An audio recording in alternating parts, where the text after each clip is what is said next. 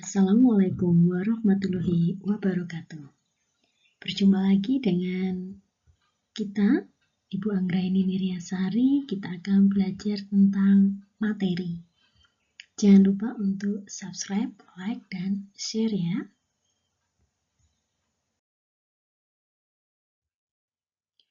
Pada kesempatan hari ini, kita akan belajar tentang definisi materi, kemudian sifat dari materi, penggolongan materi, perubahan materi, dan pemisahan materi.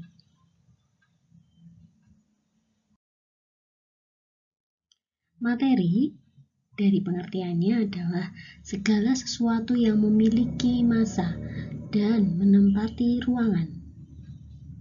Materi dia dapat berbentuk cair, gas, dan padat. Contohnya ini, kayu ini dia termasuk bentuk padat, sedang materi yang ada di dalam tabung ini berwujud gas. Dan materi yang berada di dalam botol ini dia berbentuk cair.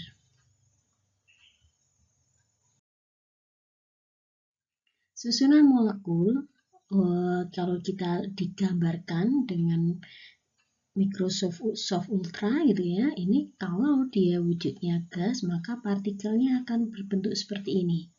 Sedang kalau dia cair ini bentuknya sedikit rapat. Kalau dia berbentuk padat maka dia rapat. Atau kalau secara 3 dimensi seperti ini gambarnya. Jadi kalau cair itu dia susunan molekulnya itu antara gas dan padat, gitu ya. Wujud materi yang pertama adalah wujud gas. Ciri-ciri dari gas yaitu yang pertama, gas itu mempunyai susunan molekul yang berjauhan, kemudian kerapatan dan kerapatannya dia rendah, dia tidak memiliki volume dan bentuknya tetap. Selalu bergerak dengan kecepatan tinggi. Bisa kalian lihat pergerakan dari gas gitu ya. Ketika dia atom tunggal maka dia bentuknya hanya sendiri. Kalau dia molekul diatomik maka terlihat dia menggabung dengan warna yang sama. Tapi kalau dia gasnya itu dia bentuk senyawa maka nanti akan ada unsur yang berwarna berbeda gitu ya. Ciri yang kedua yaitu campuran gas itu dia selalu uniform, dia serba sama. Jarang sekali kita melihat perbedaan campurannya gitu ya. Yang ketiga, gaya tarik-menarik antar partikel ini dia dapat diabaikan. Yang keempat, laju suatu partikel selalu berubah-ubah, tapi laju rata-rata dari partikel-partikel gas pada suhu tertentu itu dia konstan. Nah, ini nanti akan kita pelajari di materi selanjutnya di kelas 11. 5. Gas ini dia dapat dimanfaatkan. Gas dapat dalam bentuk 3 macam. Yang pertama dia dalam bentuk atom tunggal seperti ini gitu ya. Itu seperti pada gas mulia, hidrogen, argon, xenon gitu ya. Yang kedua dia bisa dalam molekul diatomik. Kalau molekul diatomik itu ada H2, hidrogen, O2, O2, oksigen gitu ya, F2, gas fluorin. Kemudian yang ketiga dia dalam bentuk senyawa, bisa gas nitrogen monoksida, karbon dioksida, atau asam sulfida. Wujud materi yang kedua itu adalah cairan. Cairan dia memiliki ciri-ciri ya. Ciri-ciri dari fase cairan itu dia berada di antara fase gas dan fase padat. Antara lain yang pertama itu dia mempunyai kerapatan yang lebih tinggi bila dibandingkan dengan gas. Namun dia lebih rendah bila dibandingkan dengan padatan. Selanjutnya bisa kalian amati ya, ini contoh-contoh dari materi yang berwujud cairan. Yang kedua, jarak antar partikelnya itu dia lebih dekat. Yang ketiga merupakan fase yang terkondensasi. Yang keempat, dia merupakan fase yang bisa dikatakan tidak terkompresi. 5. Bentuk cairan akan menyesuaikan dengan bentuk wadahnya. Wujud materi pada padatan, ciri-cirinya yaitu yang pertama, kerapatannya ini sangat tinggi, jauh lebih tinggi daripada gas dan cairan. Bisa kalian lihat ketika batu, kayu, mutiara, intan gitu ya, dia memiliki kerapatan yang sangat tinggi. Jadi dia memadat gitu ya. Nah, ini yang membedakan dengan sangat jelas secara fisik mana gas dan mana cairan. Dilihat dari kerapatannya gitu ya. Yang kedua, jarak antar partikelnya ini dia sangat dekat, makanya dia kerapatannya sangat tinggi. Yang ketiga, merupakan fase yang terkondensasi. Yang keempat, merupakan fase yang bisa dikatakan dia tidak terkompresi. Yang kelima, dia mampu mempertahankan bentuknya. Kayu tetap bentuknya akan seperti ini, kecuali dia diubah bentuknya, bukan diubah wujudnya, tapi diubah bentuknya menjadi kayu, tapi terlihat bahwa dia tetap kayu, gitu ya. Kita akan belajar tentang sifat materi. Sifat materi yang akan kita bahas kali ini itu ada 4, yaitu sifat kimia, sifat fisika, sifat intensif, dan sifat ekstensif. Sifat fisika itu memiliki ciri ya. Yang pertama dilihat dari keadaan fisik materinya. Kemudian kalau titik leleh, titik didih, massa jenis ini masuk ke dalam sifat fisika. Titik didihnya berapa, titik lelehnya berapa, itu merupakan sifat fisika. Kalau sifat kimia itu nanti yang dipelajari adalah perubahan materi menjadi materi lain atau kemudahan dia berkarat dan kreativitasannya. Dia itu yang akan kita pelajari tentang sifat kimia. Untuk sifat intensifnya, yang pertama itu nanti dilihat dari dia bergantung pada jumlah, massa, volume gitu ya. Kalau sifat ekstensif itu berarti dilihatnya pada warna, massa jenis, sehingga dia tidak bergantung pada jumlah. Kita akan belajar tentang penyusun materi. Materi itu dia dapat tersusun dari substansi murni atau tunggal yang terdiri dari satu unsur atau beberapa unsur yang membentuk senyawa. Tetapi materi ini juga dia dapat tersusun dari senyawa campuran, baik tercampurnya secara homogen atau heterogen.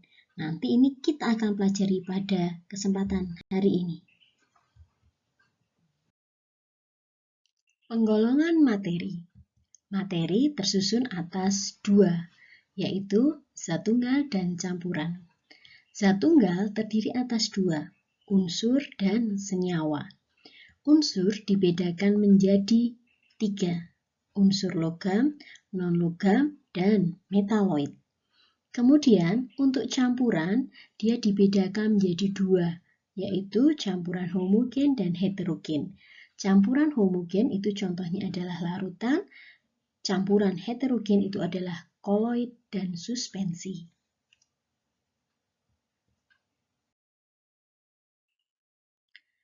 Zat tunggal itu dia ciri utamanya adalah terdiri dari satu jenis materi. Tadi saya sebutkan bahwa zat tunggal itu dia dibedakan antara unsur dan senyawa. Kita akan bahas dulu tentang unsur. Unsur itu adalah substansi murni yang tidak dapat dipisahkan, kemudian menjadi sesuatu yang lebih sederhana. Baik secara fisika maupun kimia, dia mengandung satu jenis atom.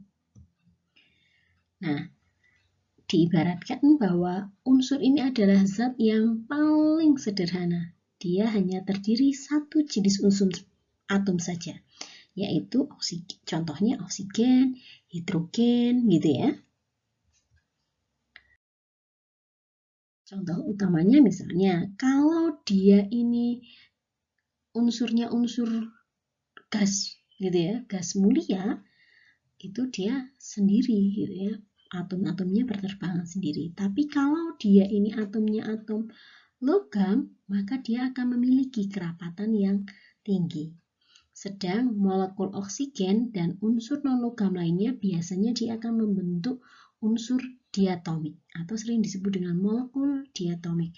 Disebut unsur diatomik karena dia unsurnya ada 2 gitu ya. Disebut molekul diatomik karena unsur-unsur ini dia saling berikatan membentuk molekul. Jadi kadang ada yang menyebutkan unsur diatomik, molekul diatomik, itu sebenarnya sama, hanya pengucapannya. Tapi kalau yang benar itu adalah molekul gitu ya, molekul diatomik atau molekul unsur.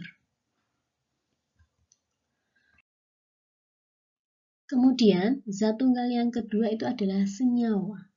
Senyawa itu dia terbentuk dari ikatan antara atom penyusunnya dan dapat dipisahkan secara kimia menjadi unsur penyusunnya. Contohnya kita lihat, ini dia unsur hidrogen. Ini dia oksigen, yang biru ini dia adalah hidrogen. Nah, senyawa itu dia akan terbentuk jika dia unsur itu bergabung dan saling berikatan secara kimia. Kita lihat, misalnya kalau H2O berarti kan unsurnya ada H sebanyak 2, O-nya sebanyak 1, maka bisa digambarkan seperti ini. Yang besar ini dia adalah O, kemudian yang hitam ini adalah H. Kemudian karbon dioksida CO2 itu berarti C-nya yang hitam, O-nya yang putih, yang abu-abu gitu ya. Garam dapur atau NaCl ini Na-nya kecil, Cl-nya besar. Nah, bagaimana bisa digambarkan seperti ini? Ini ada cara penggambarannya ya. Biasanya nanti kita akan belajar pada ikatan kimia, nanti akan diterangkan, kemudian nanti kalian juga akan mempraktekkan bagaimana cara membentuk ikatan gitu ya dengan menggunakan molimot itu. Dan penggunaan molimot sudah ada di video saya yang terdahulu, bisa kalian lihat bagaimana cara pembentukan ikatan dengan menggunakan molimot. Kita masuk ke campuran. Jadi campuran tadi dia terdiri atas 2 jenis atau lebih materi gitu ya. Nah, campuran itu adalah materi yang tersusun dari beberapa substansi murni sehingga mempunyai sifat dan komposisi yang bervariasi. Contohnya misalnya gula dan air, dia menghasilkan larutan gula. Mempunyai sifat yang manis yang tergantung pada komposisinya. Semakin banyak gula yang dimasukkan atau yang dilarutkan dalam air, maka larutan gulanya akan semakin manis. Campuran itu terdiri atas 2 jenis. Yang pertama adalah campuran homogen. Campuran homogen mempunyai ciri, dia mempunyai sifat dan komposisi yang seragam pada setiap bagian campurannya.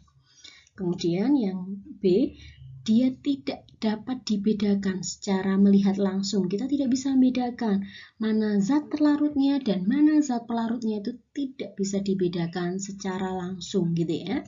Kemudian contohnya apa? Ada garam dapur dengan air, gula pasir dengan air. Kita tidak bisa membedakan mana gula, mana air, mana garam, mana air ketika dia sudah menjadi satu.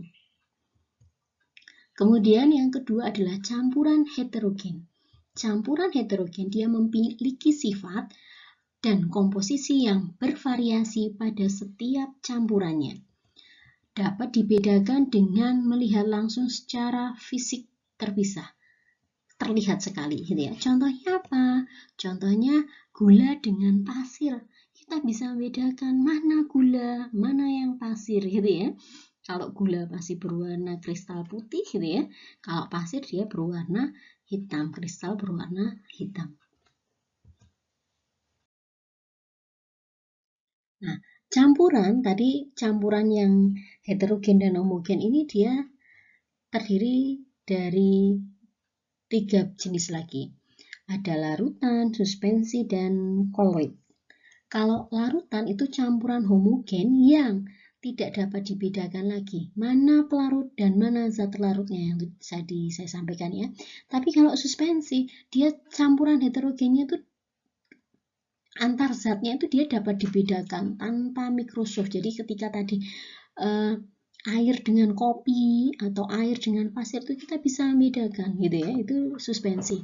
Tapi kalau koloid itu campuran yang keadaan antara suspensi dan larutan. Ini nanti pada contohnya misalnya ya, air santan, air susu, kemudian agar-agar, itu nanti contoh dari koloid. Nah, koloid ini nanti akan kita pelajari lebih detail lagi di kelas 11 semester 2, gitu ya. Materi selanjutnya adalah perubahan fisika. Perubahan fisika itu apa? Perubahan fisika adalah perubahan yang tidak menghasilkan materi baru. Contohnya pada perubahan wujud. Perubahan wujud sendiri ini ada 6 gitu ya. Dilihat dari dia berubah dari apa menjadi apa. Misalnya gas menjadi cair. Ketika gas menjadi cair ini namanya mengembun. Kalau dari cair menjadi gas ini namanya menguap. Kalau dari gas menjadi padat atau padat menjadi gas ini disebut dengan menyublim gitu ya. Kemudian kalau dari cair menjadi padat ini namanya membeku. Kalau dari padat menjadi mencair itu namanya meleleh atau melebur.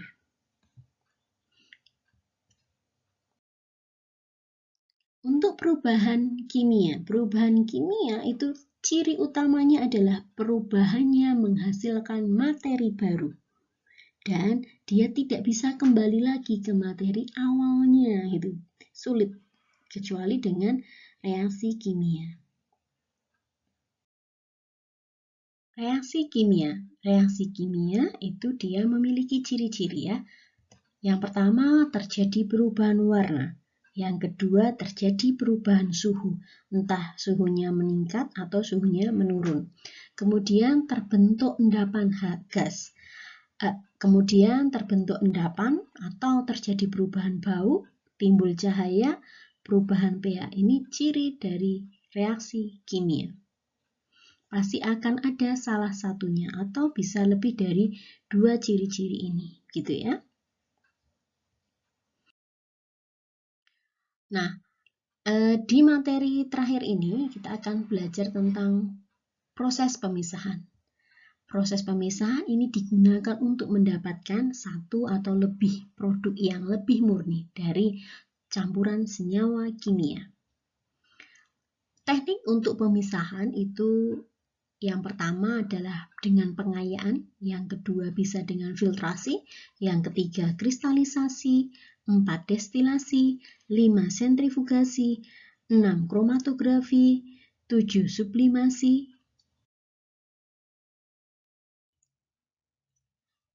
Kita akan bahas yang pertama adalah pengayaan.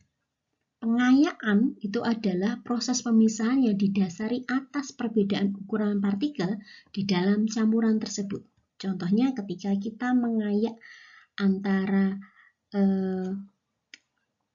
gula halus dengan pasir gitu ya, maka kita ayak karena pasirnya lebih besar atau gula halus dengan kerikil gitu ya, atau batu gitu, itu kita akan sangat mudah karena perbedaan partikelnya itu, ukuran partikelnya itu terlihat, maka lebih mudah menggunakan saringan gitu ya.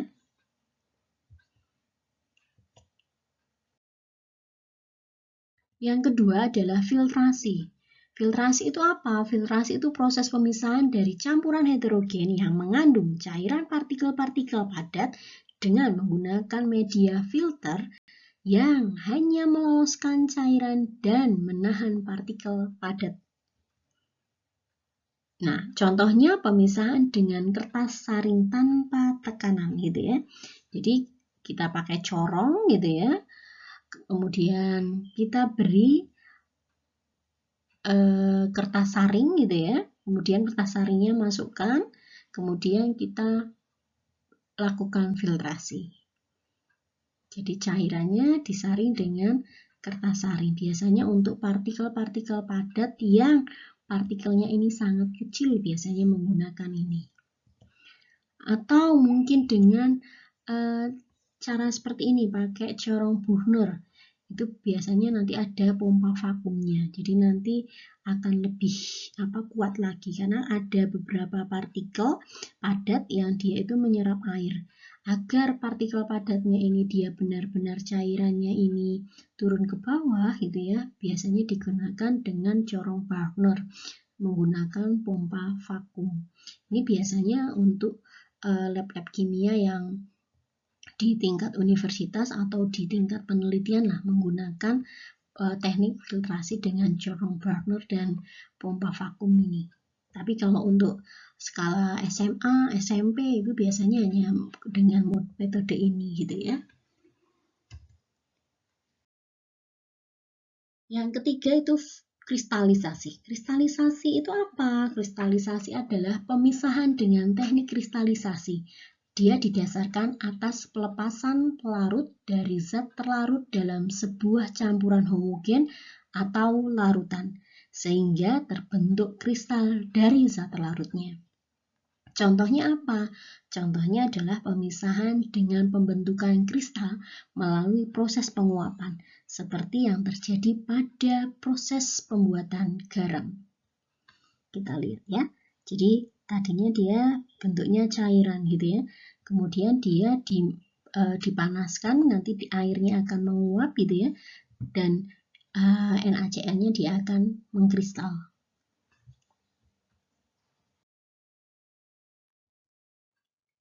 Selanjutnya adalah destilasi. Destilasi itu adalah teknik pemisahan yang didasarkan atas perbedaan titik didih atau titik cair dari masing-masing zat penyusun dari campuran yang homogen. Contoh alat destilasi sederhananya seperti ini gitu ya. Kalau yang tingkat tinggi itu adalah yang menggunakan untuk minyak bumi. Itu juga prosesnya adalah destilasi.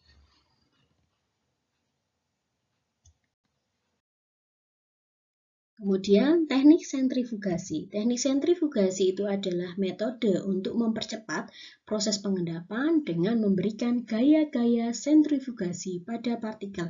Jadi dipusingkan, diputar gitu ya. Ketika nanti cairannya itu dia biasanya yang digunakan untuk yang memiliki partikel sangat kecil gitu ya. Menggunakan kertas saring dia tetap lolos, maka biasanya menggunakan teknik sentrifugasi. Jadi dia diputar gitu ya, bisa sampai 1000 kali putaran gitu ya dengan kecepatan tinggi.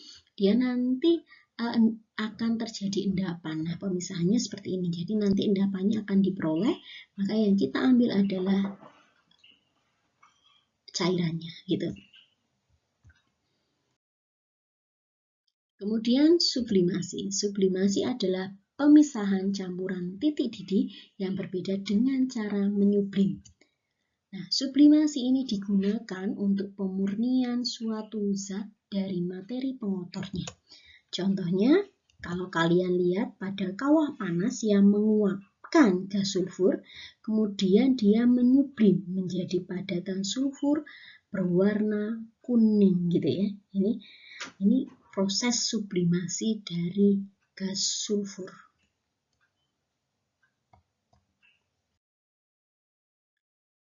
Kromatografi. Kromatografi adalah proses pemisahan campuran dengan prinsip satu fase diam dan fase lainnya bergerak. Kromatografi yang paling sering digunakan, yang paling mudah adalah kromatografi kertas.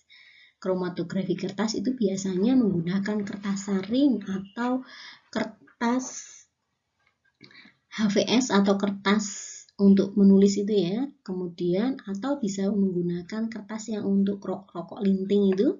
Kemudian sampel dari ujungnya itu dia direndam dalam larutan. Tapi harus dibuat garis gitu ya, di garis titik ini. Kemudian dia dicelupkan ke air gitu ya, ke air sedikit saja, kemudian nanti larutannya ini dia akan naik ke atas dan mengenai sampel.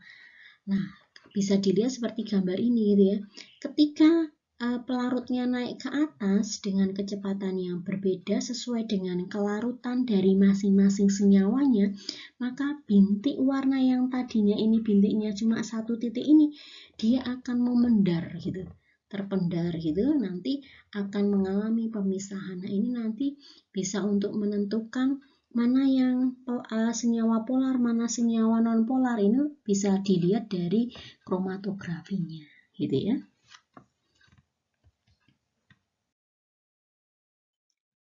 Sekian penjelasan dari saya. Semoga bermanfaat untuk kalian. Terima kasih kalian sudah menyimak penjelasan saya.